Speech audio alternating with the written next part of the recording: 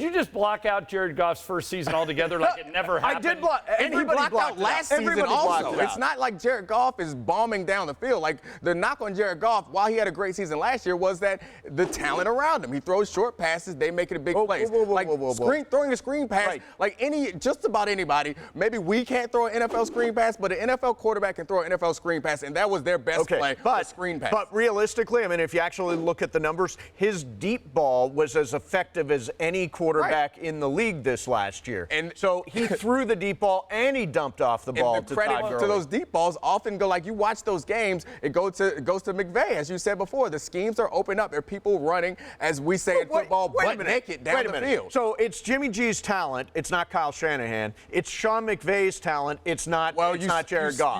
You saw Kyle Shanahan without Jimmy G in the 49ers without Jimmy G. Then you show Garoppolo shows up. They get better. You see Sean McVay with Jared Goff. You see Jared Goff without Sean McVay. That's what I'm looking at. I saw Jared Goff with Jeff Fisher. It was bad. I think you throw away that year. Everybody was bad. Everybody was bad under Jeff Fisher. McVay, I know he's 31 years old. McVay is the real deal, man. This sounds insane. I would not trade Sean McVay for Kyle Shanahan. I wouldn't. I'd rather have McVay.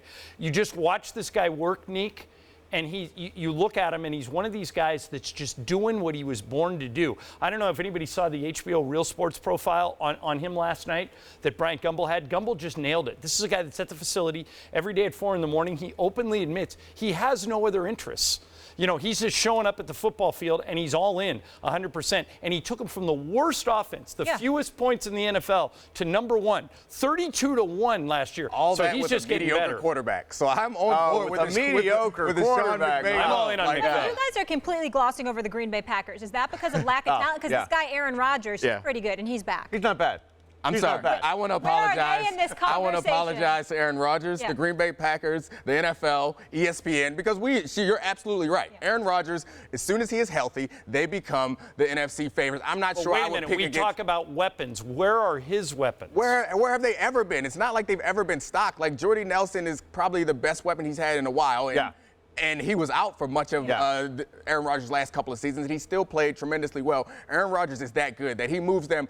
You guys aren't going to bet against Aaron Rodgers in the playoffs. Look, I'm on First Take. I know that Aaron Rodgers is a very bad man. Oh, you delivered that? Your delivery. Very bad man. My I'm doing the best I can. I'm no Stephen A. Stephen A. is dying right now. I want to throw one other team out, though. You know, our show knows we love this team. The Cowboys. Do you guys feel like they're going to be legit this year? Because I feel like it's a make-or-break year for Dak Prescott as well. Who does Dak throw the ball to? Cole Beasley. Cole Beasley. You're riding with Cole Beasley. He's a very fine slot receiver. I think losing Dez Bryant, losing Jason Witten, they got a couple of other questionable wide receivers that may or may not be on the team. Neek, I don't think they address their wideouts. Who does Dak throw it to? But he can hand off. Right. I love Zeke, but I don't. The question is, no weapons. Can that offensive line be as good as it has been in the past, and can Zeke run the ball? Because I think that Dak Prescott, with a running game to intimidate the defense into packing the box, Dak Prescott is efficient enough to work down the field, but I'm not sure I believe that can happen. All right, we'll move on. I'm also curious to see what Alex Smith does in your city, too, as well. Yeah, that could be interesting. All right, guys. So Gurley wasn't the only big-time player looking to get paid. His teammate and arguably the best defensive player in the league, Aaron Donald, wants quarterback money. Odell Beckham Jr. looking for a new deal, along with fellow receiver Julio Jones. So after congratulating Gurley, Bell then had this tweet about his new deal. LOL, people thought I was tripping.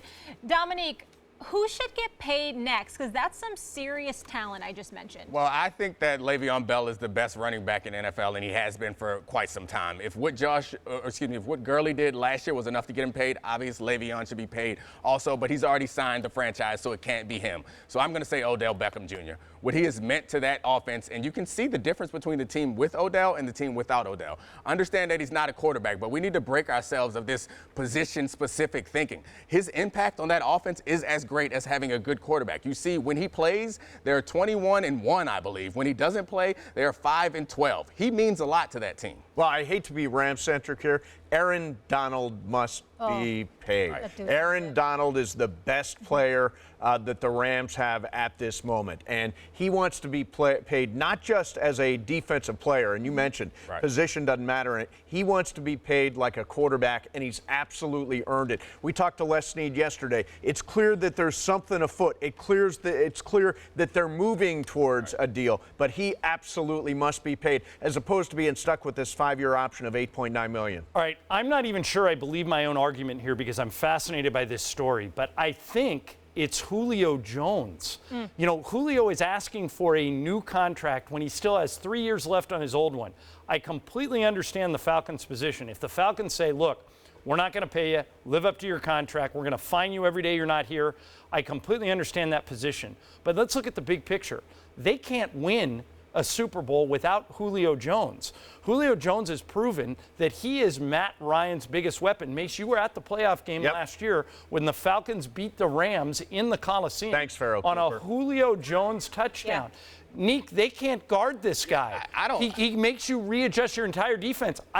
Am I nuts to suggest it's Julio Jones? Absolutely right. You're absolutely right. I'm absolutely right. There's no reason why they all can't be paid right now. But I think the problem with the thinking is that we all seem to agree that positionless paying is something that they should consider, because the impact that football is a series of chain reactions. If you have Aaron Donald in the middle, the problems that he creates in the middle makes your secondary better, it makes your linebackers better, it makes your defense better, which then gets the ball to the offense in better field position. He is that important to the team. I think the same thing is true for Odell Beckham and for Julio Jones. Their ability to command double teams and to tilt the defense makes your entire offense better.